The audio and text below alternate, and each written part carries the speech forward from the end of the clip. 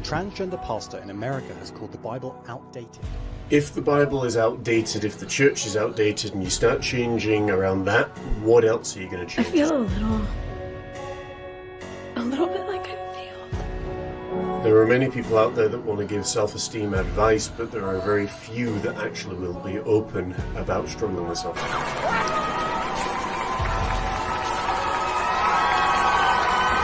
This is not the way the church was designed, and I think anybody and everybody who goes into church genuinely seeking the face of God goes in there with a genuine desire to find God and not as some political whim to get their own way.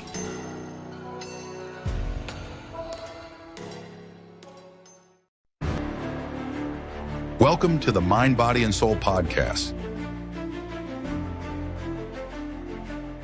The show that not only dives deep into real-world issues, but also brings it closer to home, helping you master the internal world of your mind and the external world of your home and environment.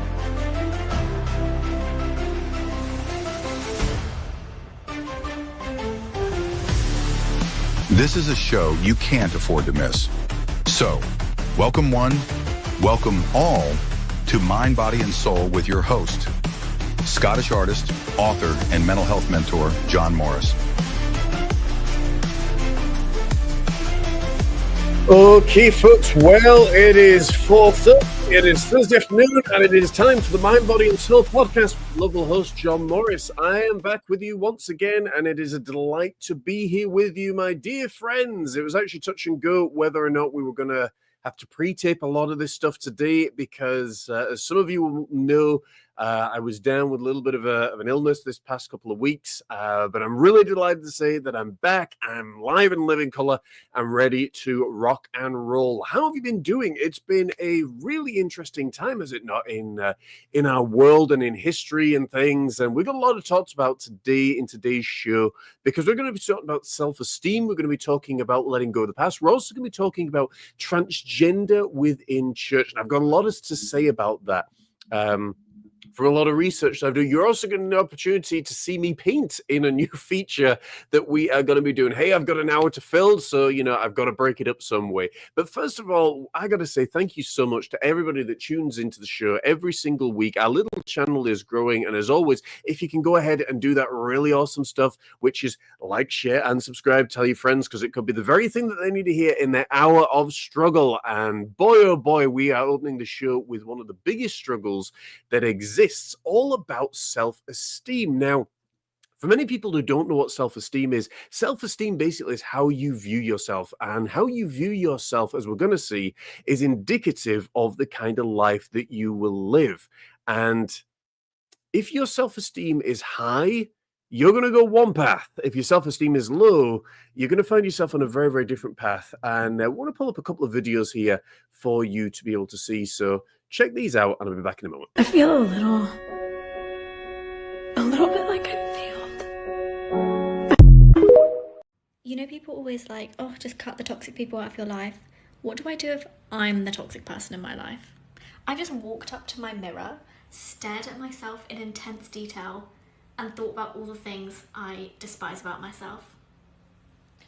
And that's the third time I've done that today. Now, you may watch this and you may think, oh my goodness, this girl's really, really lost her mind. I think it was Alex. And as we tend to do on these shows, one of the best way to find content is to troll the internet, because there is a ton of content out there. But what I found really interesting in Alex's case especially, but in the whole search of self-esteem, was how many people like Tony Robbins, how many people, I'm trying to even think of them off the top of my head, but there was a lot of them that literally was able to tell you all about self-esteem, but never ever talking about how self-esteem had affected them, how a lack of self-esteem. And I wanted to hear from people directly who had struggled with self-esteem. So I went to Facebook, and again, Facebook is a great place to go. Again, if you've got a lot of people that want to talk about self-esteem, it's a fantastic place to begin. And having that conversation where I asked, think about times in your life when you've had high self-esteem.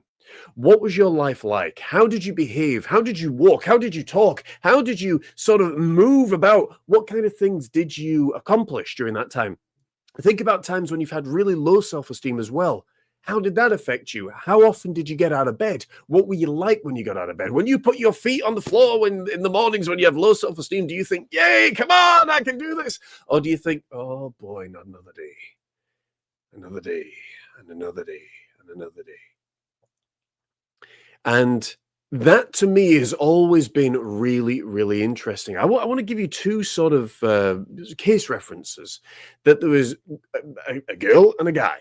And the guy has really low self-esteem, because I think if I said the girl has low self-esteem, even though statistically females tend to have more or lower self-esteem than guys, people would pretty much try and hound me. So let's do the guy who has low self-esteem and the girl has really high self-esteem. The girl is a high flyer. She's very confident in herself. She is confident in her abilities. She is strong-minded, strong-willed. She chooses her boyfriends very, very carefully. She chooses her relationships in business carefully, in her entire life very, very carefully. She doesn't spend a great deal of time with people who have low self-esteem and that are going to bring her down. She's very aware and very, very awake. And you find that she tends to get the bigger opportunities, the bigger business developments, the bigger ideas as well. Because when you got self-esteem, you feel confident and you feel great. What does it mean to have self-esteem? Well, it means, you're feeling confident, you're feeling good, you're feeling that you have the ability to get from A to B and you're able to do something phenomenally well, that you view yourself in the mirror, unlike Alex, where you can say, you know what? I am loved. I am cared. I am cherished. I am blessed. I love myself. I genuinely love myself. I genuinely have a love for myself. And you're able to look as a person in a phenomenal way about yourself. It's all about how you see the great and divine being, which is you. Now, let's flip it over. What happens if Trevor has low self-esteem? We'll give Trevor a name, because all of a sudden, as soon as I give him a name, you start feeling psychologically a little bit more empathy for Trevor. He grew up in a very, very difficult life. His self-esteem is low. He was told as a child he was no good. He was worthless. Trevor hasn't really amounted to much. He's maybe a little bit slower to grasp a lot of details than most. Trevor sort of just sits on that bottom rung. He goes from relationship to relationship because he believes that that's really what he deserves, and really that's the best that he's going to get. And Trevor doesn't really have anything good to say about himself. You notice in his speech, whenever he talks about himself, that he will use the phrase "I am" followed up by a negative, and it might be worthless, pathetic, anxious, envious, low self-esteem, low desire, pathetic, whatever it might be. Whereas Sally, let's go with Sally, because again, you give her a name, you give her a personality and a psychological personality, which people love. And literally, Sally says, I am worthy, I am loved, I am cherished, I am cared, I am blessed, I am great, I am a genius, I am passionate, I am incredible. And it's not being obnoxious, because some people will listen to those I am statements and sit there and say, well, I can't say that about myself. Why? Who told you you couldn't say good things about yourself? Now, it may be that you either believe that yourself, or to say those vain things is seen as vanity. Is to say such things as I'm amazing, I'm wonderful, I'm cared, all those good things is seen as vanity. Bull. Absolute bull. You choose how you speak about yourself. And the great thing about this is you watch a person's self-esteem in their lives. Okay, you watch them male and you watch them female. And you watch how they build their lives and their self-esteem. A person with lifelong low self-esteem will accomplish very, very little. A person with lifelong high self-esteem will accomplish a lot. And that's just the way that it goes. Here's something else statistically really fascinating to me. And the reason that I did this earlier on is so as I wouldn't get, the harsh comments. But I've come to the point where you got to put out a controversial, but factually speaking, females struggle to move on from their past far more than males. So let's do two case studies. You have, again, Trevor and Sally. Both of them slept around and both of them have multiple relationships in their teens and in their 20s, as seems to be the norm in essentially our Western world. Now, what happens is Trevor, at some point in his life, encountered a great life coach. Maybe John Morris. Okay, he's a really great life coach. I'm not a life coach, I'm a mental health mentor, but for the purpose of this demonstration, just go with it. But John really, really encouraged Trevor, and he built him up, and he said, you know what? You can't change your past. You can learn from it, and you can move on. Sally heard the same advice, but the problem with Sally is females statistically struggle to move on from their past. because they feel more of a, again, not everybody, can't blanket everybody, but more females statistically feel that sense of shame, that sense of guilt, that sense of worthlessness. Why didn't they love me? Why was I going from one relationship to another? Why didn't my father love me? Etc., etc., etc. Whereas men, if you are of a certain personality type, again, not blanketing everybody, but for majority of men, they will find an answer to their problem and they'll say, right, I can't change this. They become acceptors and they move on. And that's really what you need to do with your past. The whole thing about guilt and worry is it is the thief of joy, and both are so much, probably two of the most worthless states of mind that you can actually be in, is to be guilty and is to be worried, because you can't change it. If you are worried and you can do something about it, then do something about it. If you are worried and you can't do something about it, then there's no point worrying. But either way, it is not going to serve you, it's not going to benefit you, and it's not going to bless you. The same with guilt. You can't change your past. You can learn from it and you can move on. And those are some of the things that are very, very important in our evolution as human beings. We are here to learn, we're here to evolve, we're here to grow. Now, our modern world has conditioned it in such a way where we feel that we can't make mistakes and we can't grow and we can't develop, because to make a mistake is, oh my goodness, that's terrible, you know, and family pressures and everything. But the reality is that is how you learn. Why should human beings be any different? If computers need to learn, if ChatGPT needs to learn, if children need to learn, then why should humans be any different? And it's oftentimes how we condition ourselves. Now, if you're sitting there now and you're saying, John, I have really low self-esteem, what can I do about it? The first thing that you can do, that I recommend with every single client that I work with in our mental health mentoring practice online, is to say to them, right, what are you basing this on? So many patients and so many clients will say to me, John, I am basing low self-esteem on the fact that my father said that I wasn't any good. My father couldn't love me. My mother said that I wasn't any good. My teacher said, right, so you're basing it on somebody else. Do you know that you cannot actually ever be upset by somebody else? You say, well, John, I can. They spoke, I got upset. Correction. They spoke, you chose to take on what they were saying as if it was fact, and then you chose to get upset. And this is something that we're really trying to change the narrative on right now, is I can say to you, you're worthless. You can say to me, no, I'm not. I can say to you, you're absolutely terrible. You can say, no, I'm not. I can say to you, you're pathetic, you're miserable, you're disgusting, you're disgraceful, you're the worst human being on the planet. You can say to me, no, I'm not. And I would also say, what am I basing that on? But equally, I can say to you, you're amazing, you're loved, you're beautiful, you're kind, you're friendly, and you can say, no, I'm not. You choose in any given moment how you respond to what somebody says. In the Buddhist teachings and Eastern philosophy, they talk about the art of observing but not absorbing the energy that is pushed towards you. I'll say that again. In Eastern philosophy, they talk about the art of observing, easy for me to say, not absorbing. So it means you don't have to take on what somebody else says about you, because judgments are some of the most false things that you can actually ever experience. Why? Because somebody makes a judgment about you.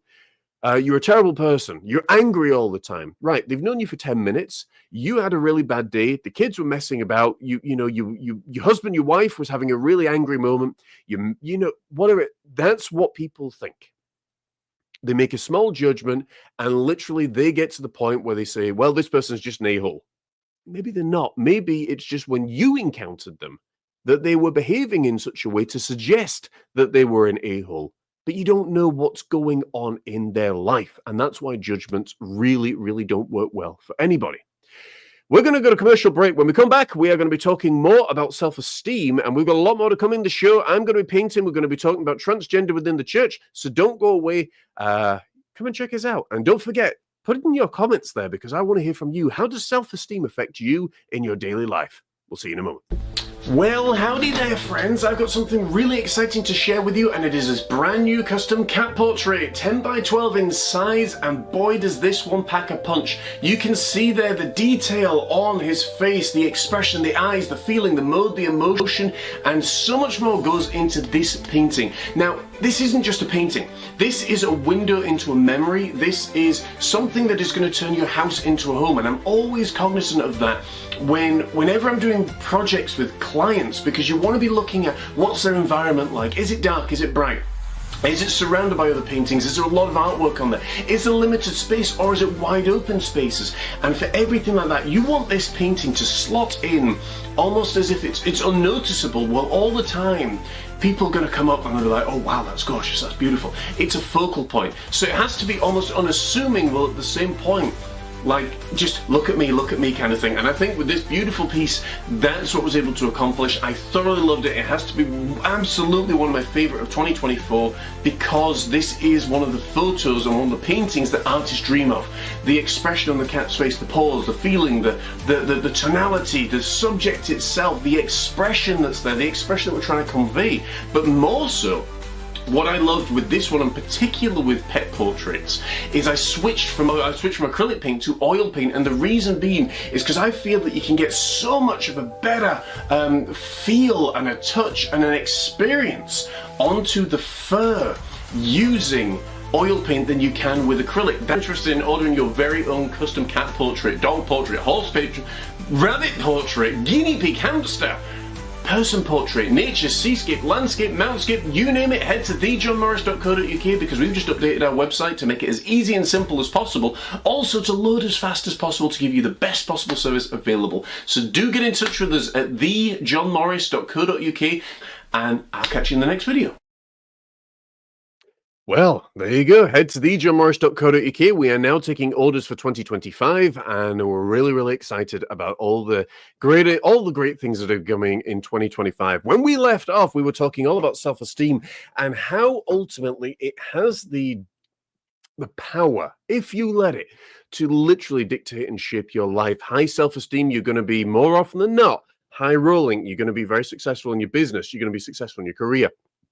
Low self-esteem, you are going to be struggling. You are going to be on the breadline. You are going to be struggling to find your way really from getting A to B. So you need to look at your self-esteem. So when we talked about just before in the commercial break, what you can do about your self-esteem, first of all, notice how you speak about yourself. Do you look in the mirror and say you're disgusting, you're filthy, you're nasty, you're horrible? That is the first place to begin.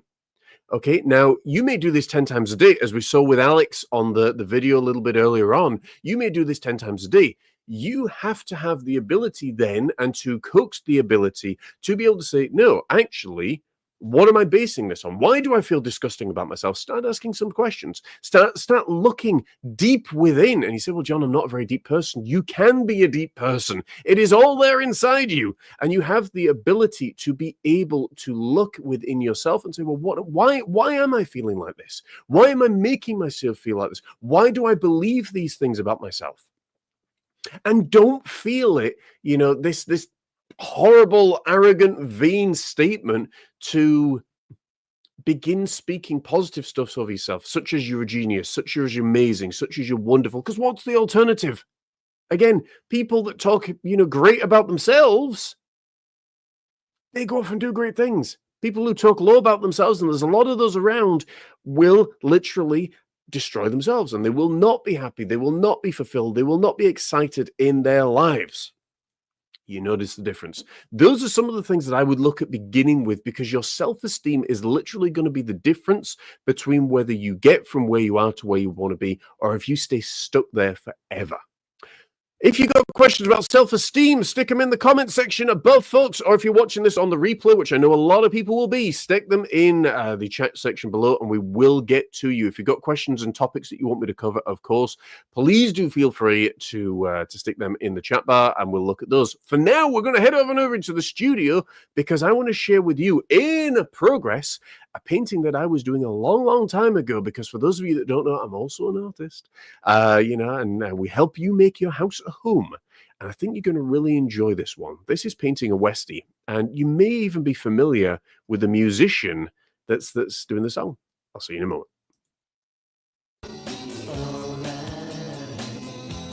Things are working like they should. Well, it's a brighter day and a brighter way for me. It's gonna be alright. I'm gonna be fine.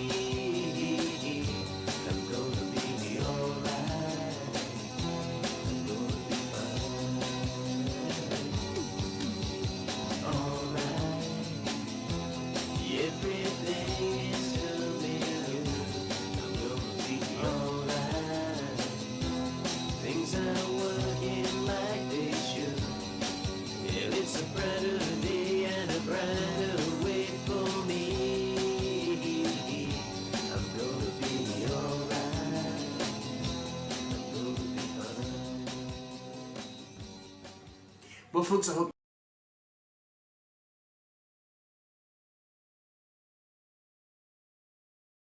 Oh, sorry, I was just notified there. I got really excited. But I was just notified there that our microphone was on mute. Thank you very much for saving me there. I appreciate it. But folks, we are back. I really hope you enjoyed that sneak peek and a little bit of artistry in our show. One of the things that we are doing more and more with clients around the world is not just mental health. It's not just art, but it's teaching people ultimately how your art in your home and the trinkets and all the other bits and pieces that you have surrounding your home literally make a massive, massive impact on your mental health, on your physical health, because there are two parts to it. First of all, your mental health, as we're going to talk about momentarily, is, well, pretty much dictated by how you surround your home. Secondly, your mental health is also the stuff that you put into your head, and where you really, really shine is whether or not it's positive or negative. And you have to be aware at all times what you're putting into your head, what you're filling your life with. And once you get that taken care of, amazing things can start to happen. And that's really what we're looking at doing over at thejohnmorris.co.uk is to put these things together to really, really help folks a little bit more. So, folks, we are heading on into our next topic conversation of today, which is all about transgender within the church. And I'm going to show you a little video in a moment. But it's been very, very interesting recently, and we had pre-taped this, but unfortunately, for whatever reason, the pre-tape didn't save. So we are obviously talking about this live, and I'm not going to discuss whether or not, from a church perspective, it's right or it's wrong. We've talked about it in the other videos, and there is a lot to be said about that. That seems to be the common conversation that people want to have is, from the Christian perspective, being a homosexual, being lesbian, being transgender, being anything else, whatever else is the LGBTQI bubble, being anything else is just wrong, it's sinful, it's disgraceful, disgusting, etc., etc. From the LGBTQI point of view, they would come back and say, well, we're just who we are. We want to be who we are. And there's a massive conflict that's going on there. And as we're going to see momentarily, there's things going on that I think have to be discussed. And there's things going on that I think have to be addressed. And hopefully this portion of the show will go a long way to addressing those issues. So take a look at this. In America has called the Bible outdated. It wasn't written for 2024, it was written for then. Drew Stever is an ordained minister in the Evangelical Lutheran Church and aims to make the church a more inclusive place for everyone. When we read in the scripture that God created man and woman, God created everyone else as well. Drew and his partner Hazel live in Southern California with their 3 kids. He was raised Lutheran in Minnesota and went to Catholic school, during which time he battled with gender dysphoria. I grew up female and in the female context, and I just never felt like that worked for me. There were definitely times where, if I can't exist in one way, I don't want to exist at all. I would just be better off not alive. It wasn't until his school teacher introduced... Okay, hopefully we can do this and do this fine. I just want to pause there. You can tell the psychologist in me is making notes. So he grew up female, and basically it never worked for him. And if he didn't want to be alive, or if he couldn't be something, then he didn't want to be alive. Let's unpack that a little bit. That is not... So first of all, he grew up female, and he wanted to turn to male. Well, first of all, I would say, how do you know you want to be a male? You've never been a male before in your entire life. And the question then, of course, comes up, you've never been a male. How do you know what a male feels like? From a lot of people's perspective, they will say that, well, I'm not necessarily male or female, and they're speaking from a spiritual point of view, but very few in the LGBTQI community would be speaking from a spiritual point of view. They are speaking from purely a physical point of view. So we can take that one out the window, that it's nothing to do with metaphysics and nothing to do with spirit. When he was saying there that essentially he didn't want to be alive, that to me is a severe mental health issue. That ticks another box that's there. And again, people growing up with gender dysphoria, I'm not dismissing that. I'm not dismissing that in the slightest. But what I tend to do is to really explore, what do they mean by gender dysphoria? What are you basing this upon? What is this idea of gender dysphoria that you're there? Now, we've talked about it again before in other videos, so I'm not going to go into it at length. But gender dysphoria, oftentimes when you're teenagers, is flopping around backwards and forwards, backwards and forwards, backwards and forwards in your mind between masculine and feminine, and the qualities that they sort of produce. And it doesn't usually settle down for most people until you sort of reach 16, 18, sometimes 21, 23, in which time you may feel more feminine if you're a male, and you may feel more masculine if you're female. It doesn't mean that you're one way or the other. It just means you are going through a normal biological, process that so many people have gone through. So there are already things that have been curious to me. And the statement about, on the first day, or on the seventh day, sixth day, God created man, and he created man and woman, and he created everyone else. No, he created man and woman. I can't agree with you with. If you're talking again from the spiritual perspective, that we are male and female, or we are just spiritual beings housing a physical body, it's still going to be male or female. But it's male or female, by human construct, it's still male and female. You really only have a penis or a vagina. That, you don't have a third genital. You don't have a fifth genital. Though I've said that, I'm sure, people are going to be, well, let's see. Let's continue. Him to a different kind of Christianity, one that was accepting of everyone. And there was a moment where I woke up in the morning, and the words that came to my mind was, you don't have to be angry anymore. And I almost feel like God just took a snowball and just like threw it at my face. Drew's partner Hazel. Okay, so let's explore this a little bit, because I've noticed this recently with a lot of people. They claim it's God. How do you know? How do you know it was God? And you say, well, it's all about accepting everybody. No, it's not. It's not. If somebody is exhibiting, and I'm not speaking, I want to make this really clear, I'm not speaking about the LGBTQI community as exhibiting wrong behavior, but I'm exhibiting that if you are speaking about a child performing wrong behavior, you do not accept it. You wouldn't accept it. Anyone would say that. You wouldn't accept it. From the point of view of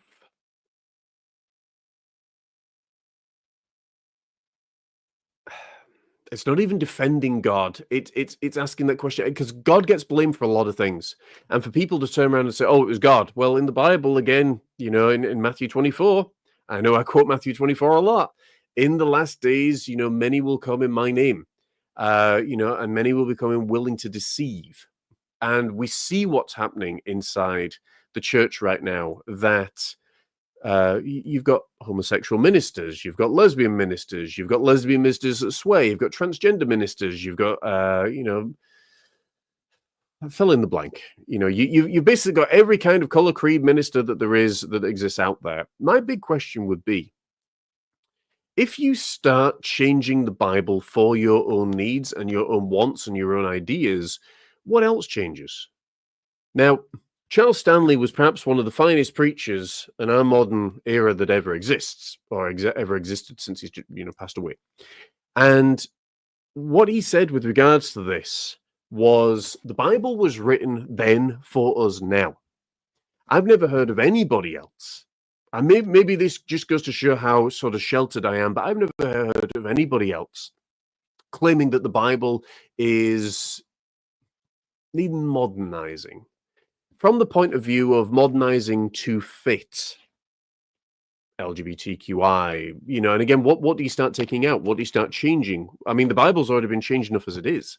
So I can't go along with a whole lot of stuff that's going on there. And yeah, let's continue. Is also an ordained minister and supported Drew when he was getting a lot of hate online for being a transgender pastor. 68% of Protestants and 51% of Catholics believe that a person's gender is defined at birth, according to a study from Pew Research. Drew has faced discrimination himself. Recently, he hung a pride flag outside of his church, and just days... Okay, so as we've talked about before, I don't feel that anybody should be discriminated against because of their lifestyle, within reason. Within reason. I think there has to be genuine and open conversation about this and about what's really going on, what's happening. Because if we're going down by the line of thinking that it's sinful to be homosexual, lesbian, and I get the Bible says that. I'm not saying that it does. I'm not saying it doesn't. I'm looking at it from a balanced point of view. Looking at it from both points of view. If the Bible is saying that to be gay, to be lesbian, to be transgender is sinful, bear in mind that homosexuals, lesbians, transgenders have gone through an enormous amount of suffering and pain in their own lives, an enormous amount of terror, an enormous amount of fear of being discovered, of being found out. And then to be told in a church, well, you're not welcome here because you are these things. And if you're going down the sinful sort of line of thinking and the sinful route, I would then ask the question, well, who decides what sin is worse than another? Because to my theological knowledge of 20 years experience, and I know it possibly doesn't sound like it today, but as my knowledge of theology for 20 years plus, there is no sort of, what would you say? There is no grade for sin. There is no, A, B, C, D. It is sin is sin. So what makes your sin better than my sin? Okay, you might be a glutton. You might be a wife beater. You might be a sex offender. You might be a luster. You might be an arrogant. You might be a pruning creed, whatever. But somebody that comes in that's LGBTQI fitting into that bracket, that makes them worse. That makes them terrible. Really? I think anybody that goes to church and is in church now needs to be going to church with a genuine desire. And anybody that's going to church with a genuine desire to find and encounter God, to find more about what this is all about, and allow God to reveal himself in whatever way that he is.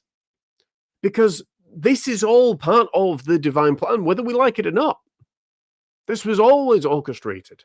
And I don't know why. But I find it really interesting. Maybe it is to teach people how to be more loving to one another, how to be genuinely loving, not just loving when it suits, not just genuinely loving, or not just loving when it feels nice and when we've got the people that we like sort of, in our camp. But what about being loving to the people we don't like? Oh, we can be loving to the drug addict now, yep, because they fill our churches. We can be loving to the person of color now because, yep, they fill our churches. We can be loving to the Jew, the Pole, the Irish, the American, the Australian, the Dutch. We can be loving to it because they fill our church now. But because transgender is now a very, very new thing as LGBTQI continues to grow and spread, we can't be loving to those, apparently. And I wonder if this is something that's going to grow and it's going to develop as time goes on. But I think, obviously, and as you're going to see momentarily, I think anybody that's coming to church from both points of view has to be very respectful of one another, but ultimately reverent of God. Because if you're going into a church, a place of worship, a place of fellowship, it shouldn't matter whether you're white, black, gay, green, pink, transgender. You shouldn't be going in there to be a self-obnoxious prig. You're going in there to discover the almightiness of God, the love of God, the peace of God, the truth of God. You're not going in there to make it all about you. And that's unfortunately what I see a lot of people in this woke culture doing. They're making it all about themselves and very little about anything productive. And it's all about themselves. It's all about themselves. And people have done this for hundreds of thousands of years. It's been all about themselves.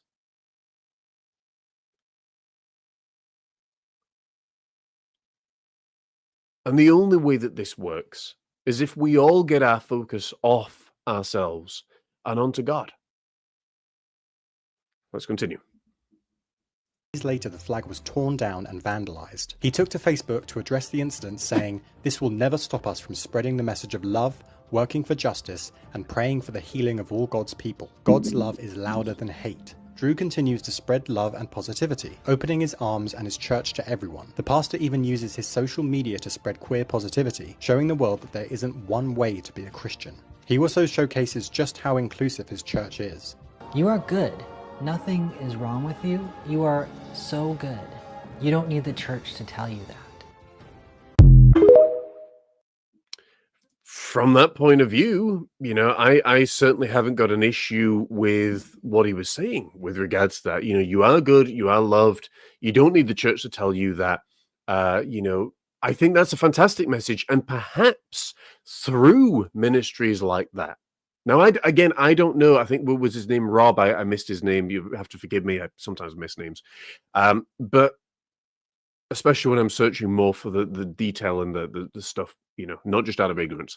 But honestly, I think if his message is genuine, and it is, again, what the Bible is preaching, what God is preaching, there's so many issues that are there. But I think what it comes down to is genuinely the love of God, genuine. And if it's genuine, I think it's an amazing thing. I think if it brings people back to church, and it brings people to genuinely know and encounter God in a phenomenal way, I think it's an opportunity. Because let's face it, most Christian ministers that I've encountered over my past 20 years, there have been so many who have been dead, essentially, from the toes up. There's been no life to any of their sermons. There's been no excitement to anything that they have to say. There's been so many that have been angry, nasty, vile human beings that have been running the church. And that doesn't mean that then you just switch and say, right, I just want, throw the baby out with the bathwater, and now we're just going to have this kind of minister. But perhaps this is an opportunity. Perhaps there's an opportunity. And I don't think it should ever be an opportunity for somebody to push their ideologies, because that's not what church is about. I don't think it should ever be, someone that says, well, I just want to push queer, ideologies, because then that's not genuine. And if you're sitting in a place of reverie and ministership, you should be reverent. But as we're going to see momentarily, that is not happening all over the place. And there is cause for a great deal of concern, as you're going to see.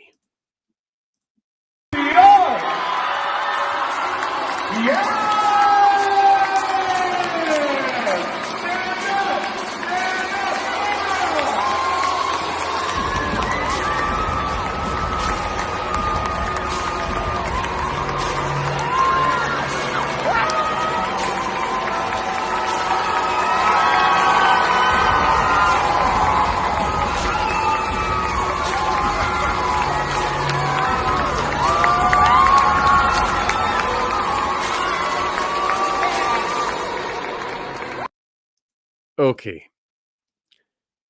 Church is full. Clapping and big praise party that's going on there. That I have an issue with.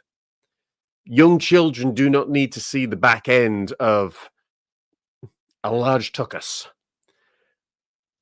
To me, that's disrespectful.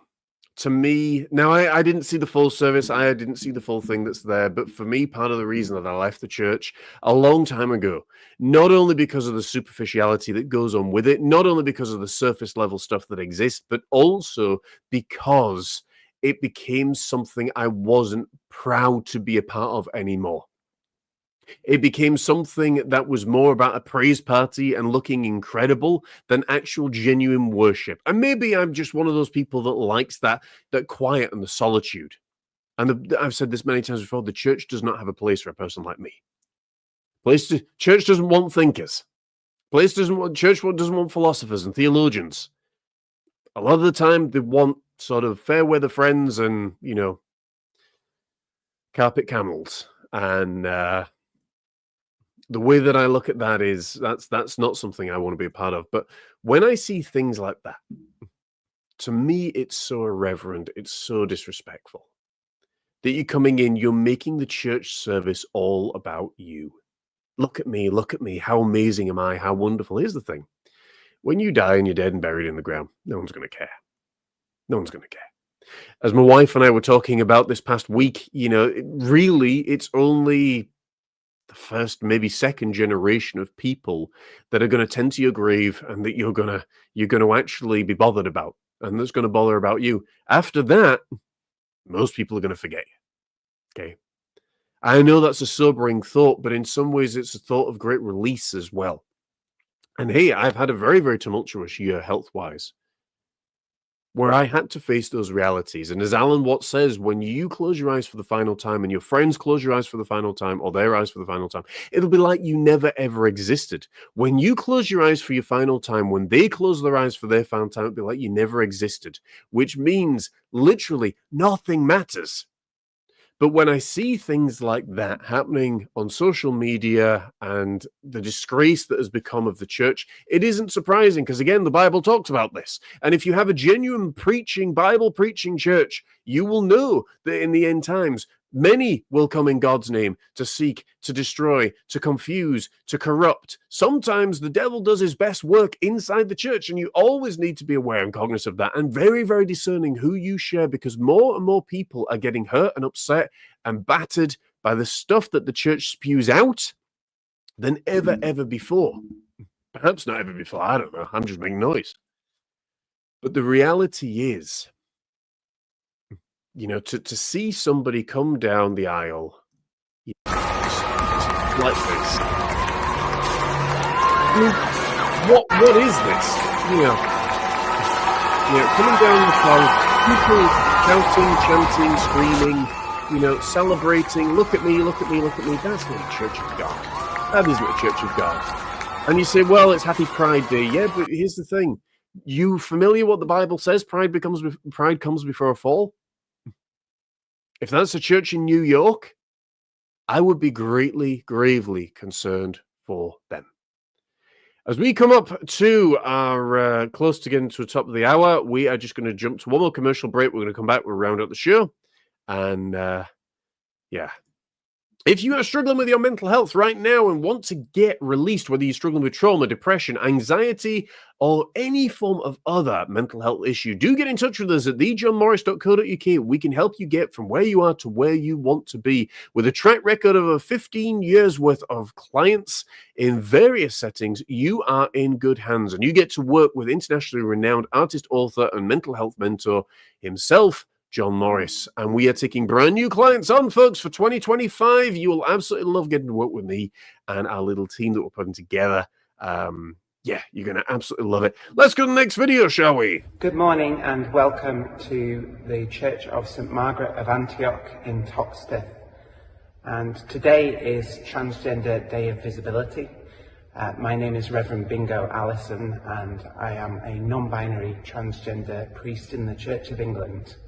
Meet the Church of England's first non-binary priest. 36-year-old Bingo Allison is the first openly non-binary priest to be ordained in the Church of England. Bingo grew up in a strongly religious household where being openly gay was considered a sinful act. The parent of 3 said it wasn't until 7 years ago, when they first came across the term genderqueer, that everything suddenly clicked. If you don't have the word for it, then you can't really own it for yourself. But Bingo claims that with the help of God, they eventually felt confident enough to come out to the world.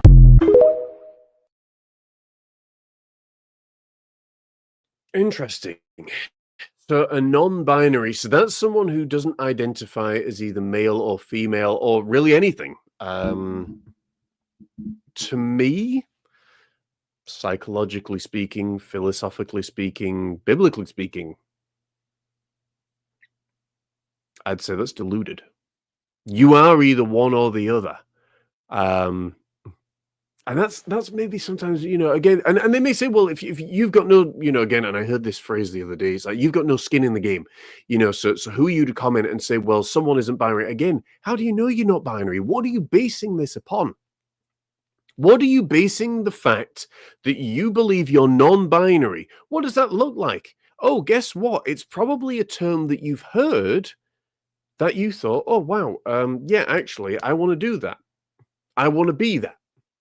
Do you remember sort of the fads that went around, when you were goth, or you were a mosher, or you were a rocker, or you were an emo? I'm trying to think of some of the other terms, or, whatever. And now it's become more sexualized terms, that you are non-binary, that you are asexual, that you are C-sexual, that you are LMNP sexual, that, and sometimes I think to myself, I wonder if this is just a genuine attempt to make things more and more complicated. And as we saw in the Trump-Harris rally, celebrities will do a great deal of work to boost their popularity by getting on these sort of trains and things. You saw that with Whoopi Goldberg, Ellen DeGeneres, who else? Gosh, there was enough of them, but I can't think who the Oprah Winfrey was another one. Taylor Swift was another one. Eminem. It goes on and on and on. And not just from them. You had Hulk Hogan on the other side. You had Linda McMahon. You had Elon Musk.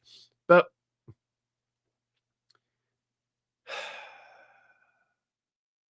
the question really is, what is this all about? And as we saw right at the beginning, perhaps I'm going to be very bold here. And this is a thought that I'm sharing. It's not something that I am jumping at as a categorical conclusion or anything like that, but it's a thought that I'm sharing. Perhaps good and evil does exist, and it exists based on your own set of ideologies, based on your own set of theologies, based on your own set of understandings of the world, based on your own set of, whatever.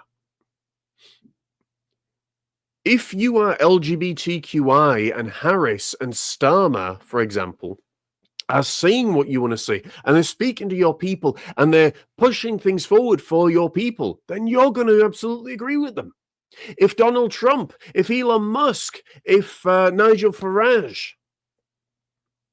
all the people that are part of the traditional family, all the people that want the traditional family, all the people who genuinely care about the traditional family, want that back, traditional core values, and that's what they want, then they're going to speak to your people. But for me, as a balancist, I have to look at both points of view. And I still believe that there is a right and there is a wrong. In both camps, in both parties. I wonder what that is. I wonder what that is. Because it's very easy to say, well, if you're a homosexual, you're wrong, based on what the Bible says. It's very easy to say, if you're a Catholic priest, and you're not preaching the word of God and you're preaching one world religion, that you're wrong. It's very easy to say that people are wrong and people are right. That there perhaps is no black and white, there is only shades of grey, and there's good and bad within every single person.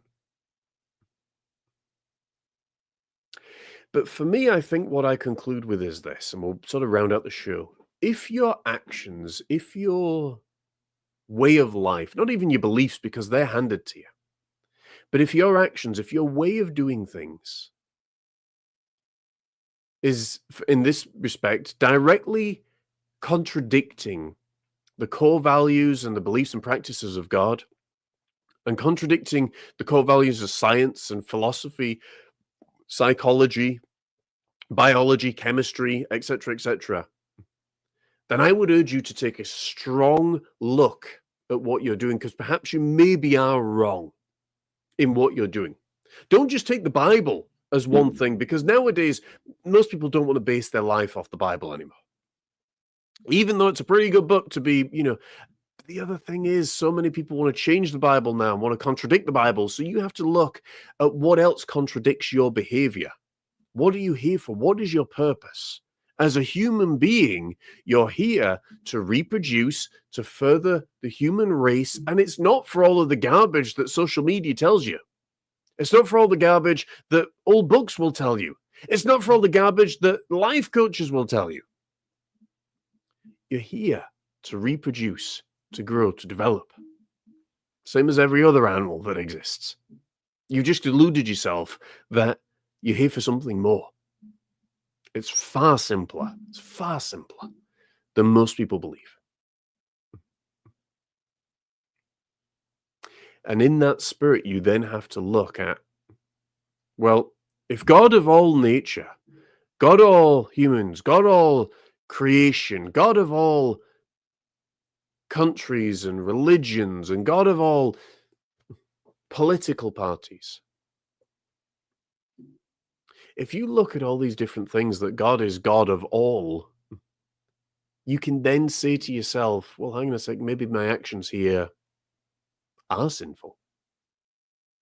Whether you are LGBTQI or whether you're not, maybe that's the measuring stick. Maybe that's the standard that you need to look at.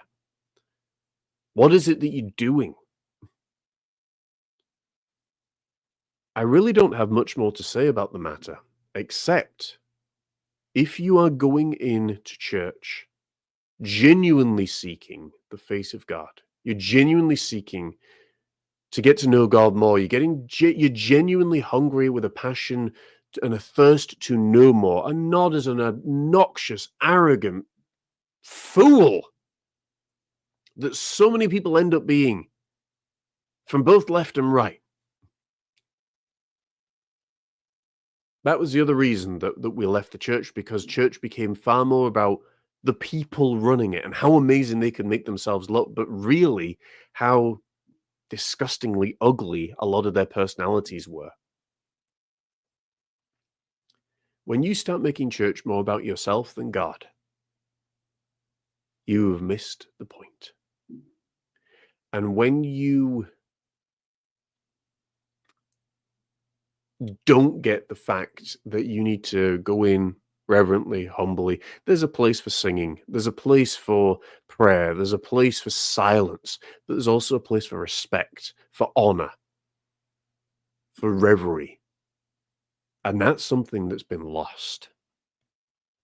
And perhaps that's something we really need to be thinking about. Rather than me, how amazing do I look? Maybe the answer to today's show is that, yes, bring the transgender people in, bring the lesbians, bring the homosexuals, bring them all in. Bring those that are struggling with mental health disorders, bring the drug addicts. The reason that they're not brought in is because you don't want to upset the apple cart with the kind of people that you've got in your church. That's what it comes down to. I've seen it for 20 years. I was a youth minister for 15 years. I saw it well. And I saw very clearly the dislike that was there. Perhaps this is God's way of saying, look, if you're genuinely going to love each other and you're genuinely going to love human beings, then you need to love them in all of their forms, whether or not they are lesbian, whether or not they are gay, whether or not, fill in the blank. But that is the only way. That is the only way that you're going to know if you truly love one another, as I have loved you. And that's what St. Francis of Assisi sung about. Make me an instrument of your peace. Where there is pain, let me bring only love. Where there is suffering, let me bring your peace. Maybe that's a good place as any to end. I know this has not been my normal energetic 90-mile-an-hour sort of spiel of a show, folks. Again, I'm still recovering quite significantly from a little bit of ill health, but I do thank you so much for watching. We're going to wrap it up there. Thank you so much for watching. Go ahead, like, share, and subscribe if you love the show. If you have any suggestions on improving, what can be done differently, what you enjoy, what you don't enjoy, then do let us know in the comment section below, because I'd love to hear from you. Constructive, of course. And until next time, I have been your global host, John Morris. This has been the Mind, Body, and Soul podcast, and we're out of time. See you next time. Welcome to the Mind, Body, and Soul podcast. The show that not only dives deep into real-world issues, but also brings it closer to home, helping you master the internal world of your mind and the external world of your home and environment.